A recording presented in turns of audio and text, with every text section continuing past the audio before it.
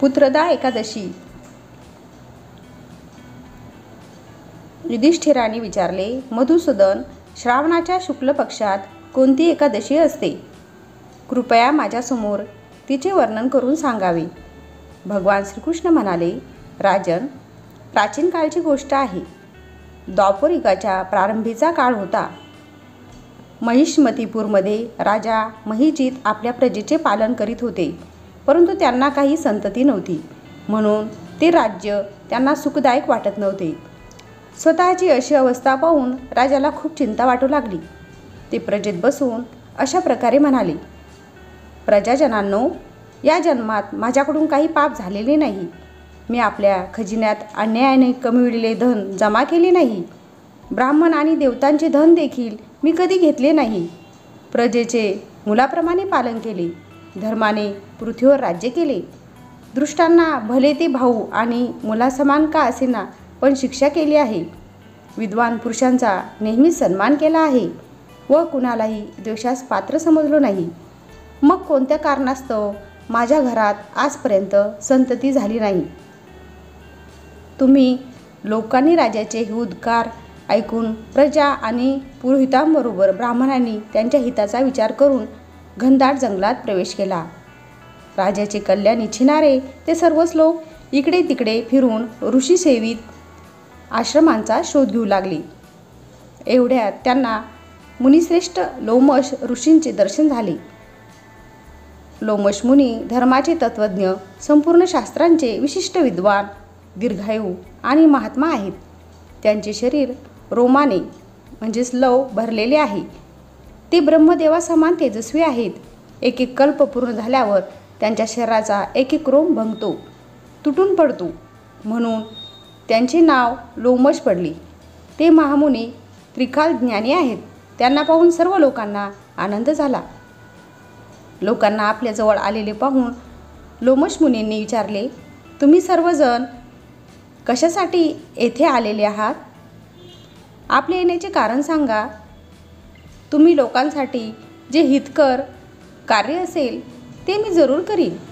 प्रजाजन म्हणाले, ब्राह्मण, ह्यावेळी महिजित नामक जे राजा आहेत त्यांना काही संतती नाही.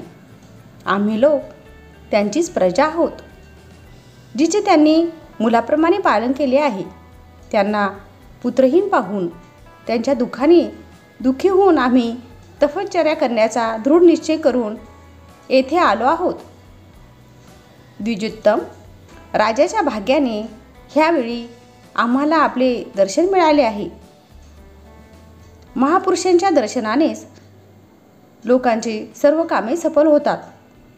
मुनी, आता आम्हाला असा उपदेश द्या ज्यामुळे राजाला पुत्रप्राप्ती व्हावी.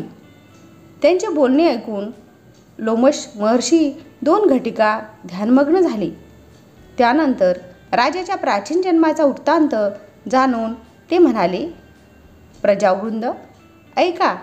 राजा महिजित पूर्वजन्मी लोकांची पिळवणूक करणारा धनहीन वैश्य होता. तो वैश्य गावोगावी फिरून व्यापार करीत असे.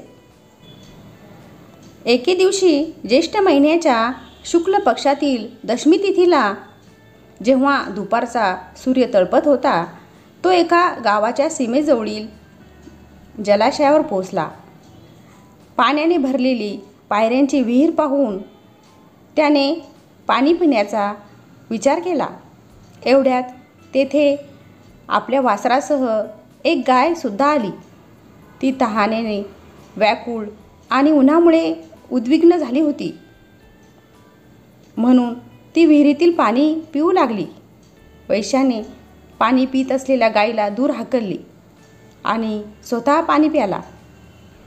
त्याच पापकर्मामुळे राजा ह्या जन्मी पुत्रहीन झाले आहेत. कुठल्या तरी जन्मीच्या पुण्याईमुळे यांना निष्कंटक राज्य प्राप्त झाले आहे.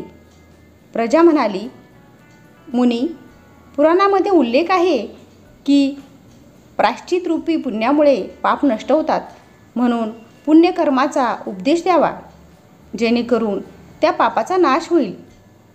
लोमश ऋषी म्हणाले, प्रजाजनांनो, श्रावण महिन्याच्या शुक्ल पक्षात जी एकादशी असते ती पुत्रदा या नावाने प्रसिद्ध आहे. ती इच्छित फळ देणारी आहे. तुम्ही सर्वच तिचे व्रत करा. हे ऐकून प्रजेने मुनींना नमस्कार केला व नगरात येऊन विधिपूर्वक पुत्रदा एकादशी व्रताचे अनुष्ठान केले. त्यांनी विधिपूर्वक जागरण देखील केले आणि त्याचे निर्मळ पुण्य राजाला अर्पण केले. त्यानंतर राणी गर्भवती झाली व प्रसूत होऊन बलवान पुत्राला जन्म दिला. हिचे महात्म्य ऐकून मनुष्य पापांपासून मुक्त होतो व इहलोकी सुखी होऊन परलोकी स्वर्गीय गतीला प्राप्त होतो. व्हिडिओला लाईक, शेअर आणि चॅनलला सबस्क्राईब करा. उद्याला पुन्हा भेटूया एका नवीन व्हिडिओसह. धन्यवाद.